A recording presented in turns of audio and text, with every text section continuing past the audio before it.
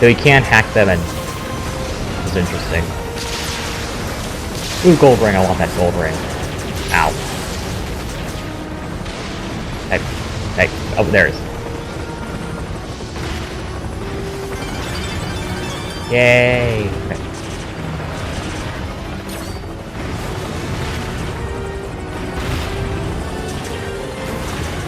So yeah, getting the 3 gold rings. In the N64 game, it lets you, it increases your health if you get 3 gold rings in the level. In this game, though, it gives you, continue, so you don't have to start a level over from the start, I believe. Not exactly, but, yeah. Ah! Let's go in this portal. We're leaving the Halo installation and going to... You know, you'd think they'd send a probe instead, because they have no idea where it's going to lead. But once you see where it leads, it makes you wonder what they were planning to do with that gorilla mech, because, well, we'll get to that in a bit.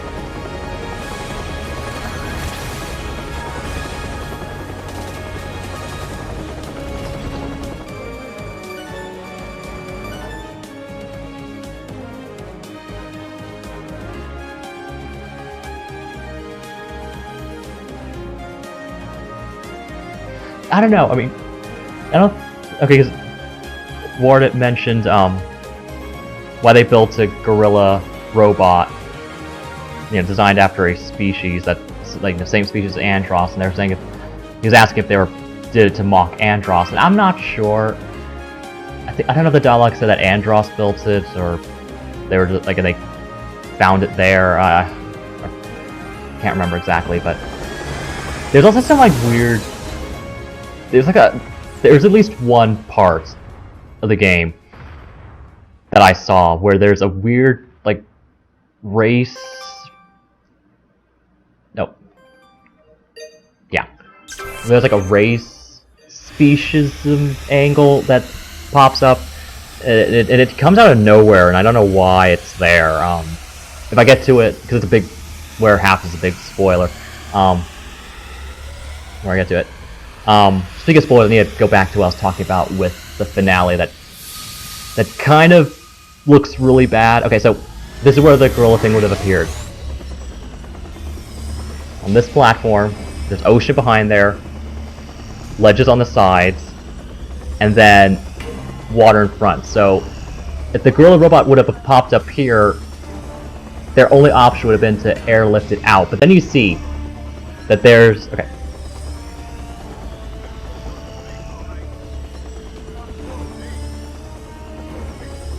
That line.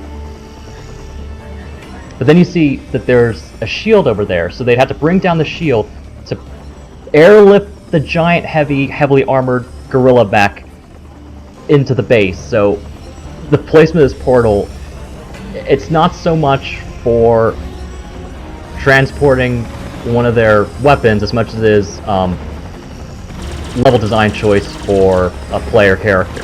So.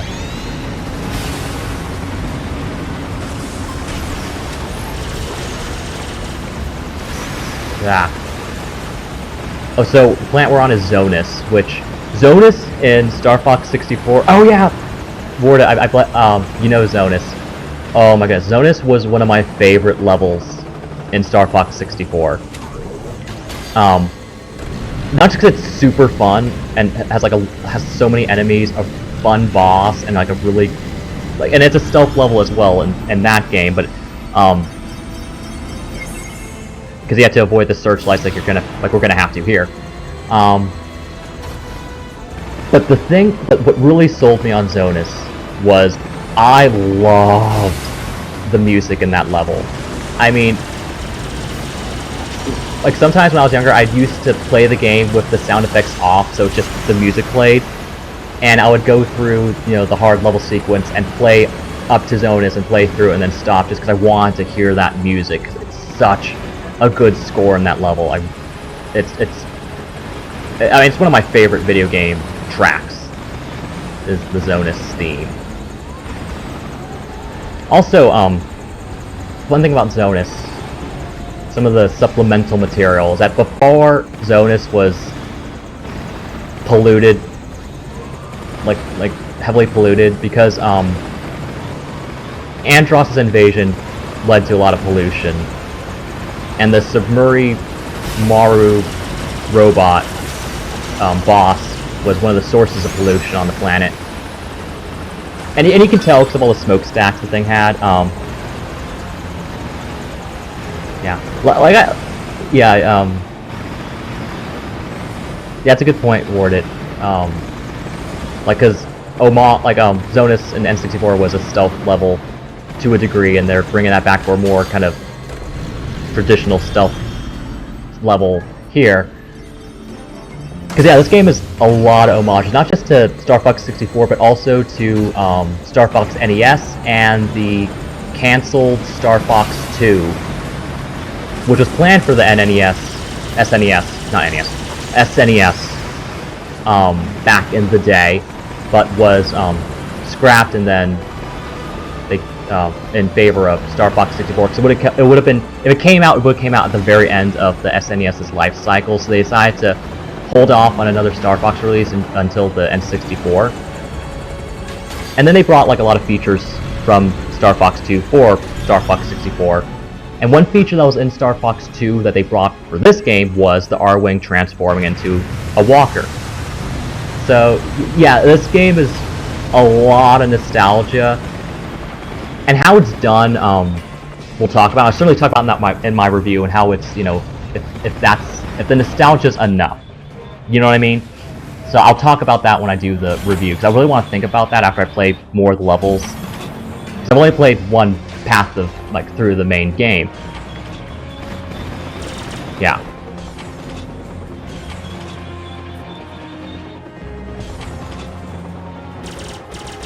Oh yeah, okay. Like, wasn't Zonus polluted before by Andross before he betrayed Corneria? I'm not sure when exactly it was polluted. I just remember reading before Andross did whatever he did, that Zonus was a tourist hotspot planet, kind of like Ryza in Star Trek. You know, it's like the tropical beach planet that people go to for holiday and shenanigans.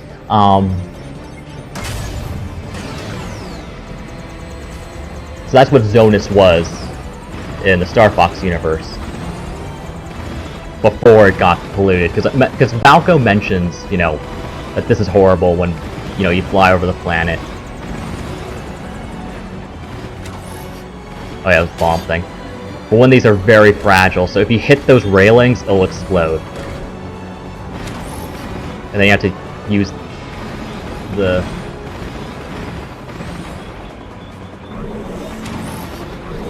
to drop it on these missile barges, who have already seen me. Ah, rats. Nuts, nuts, nuts, nuts, nuts, nuts, nuts, nuts, nuts. Ah, fortunately those missiles have a fuse, apparently, so...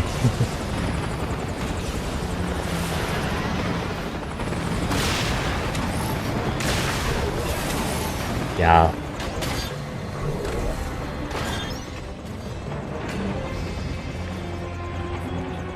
Yeah, I mean, I love nostalgia, but I also try to make it... I also try to not... Like, I do what I can to not be too clouded by nostalgia. Like, I really want to give that, like, this game a fair shake review, where I really want to talk about, you know, how the nostalgia works and how it might had some... might have... how should I say this?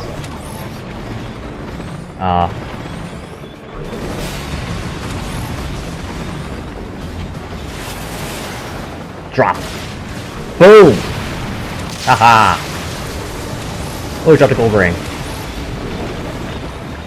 Recall the robot.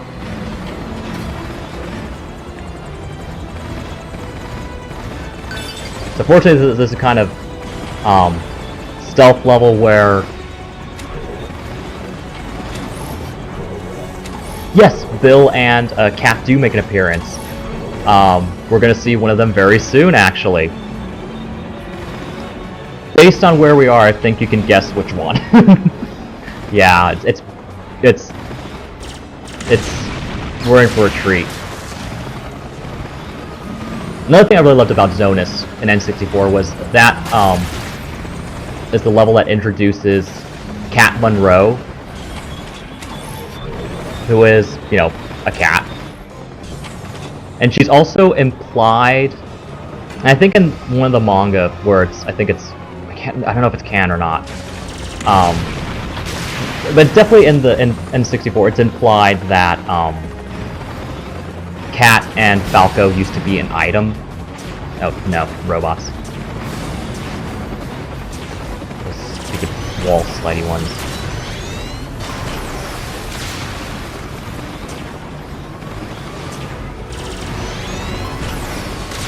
Yeah. Ow! Rats, one of the barges. Like these submarine / barges. Yeah. I have to keep the gamepad level because that's affecting my aim. Oh! Oh! That was silly of me. Okay. Yeah, the controls for this are just terrible. Not terrible, but just really frustrating. This level really feels like it drags. Because of how slow your vehicle is, how slow the processes are for attacking enemies and solving the puzzles.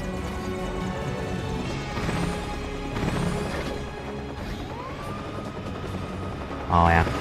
Like I do, like I said, I love nostalgia too. And that's probably the big reason I bought this game, because I really wanted to play another Star Fox game. Because I hadn't played one. Really, the last Star Fox game I played all the way through, was Star Fox Assault on the GameCube. I didn't play, which one was it? What was that other Star Fox? Star Fox Command. I didn't play that one. And I'm fine with that because it had, you know, it was not canon because of the branching endings, and people were like, oh, even the people who made it were like, how do we end this? And I think that's another reason why they had to reboot the franchise, was because that game left things so up in the air. Yes. You can't, I don't think you could pull up the tether either of this thing, which would be useful because you wouldn't have to deal with this bumping into stuff on your way as much. I haven't played Star Fox Adventure. People really bemoan it, but I haven't tried it yet, so I don't have an opinion of it. Quite. I just heard a lot.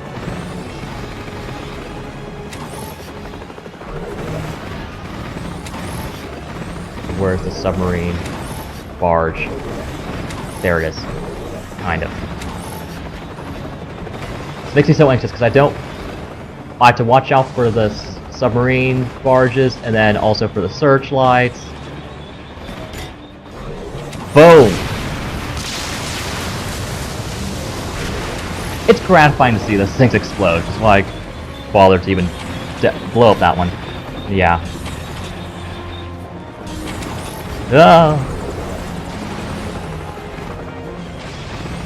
Yeah, look at the gamepad a bit more. Oh, rats, it got away. Removed.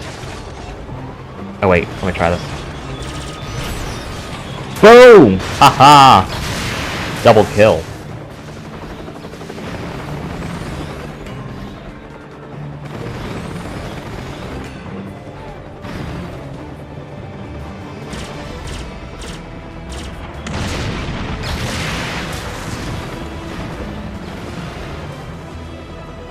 Stress signal. Oh!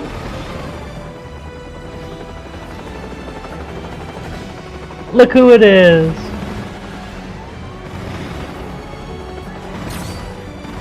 It's Cat, my Brestantine. I mean, my Valentine. Now, she reminds me of my Valentine to a degree, but again, I guess more so my Valentine reminds me of her, because, you know, she came, you know, for me, in experience, I was there to Cat first, but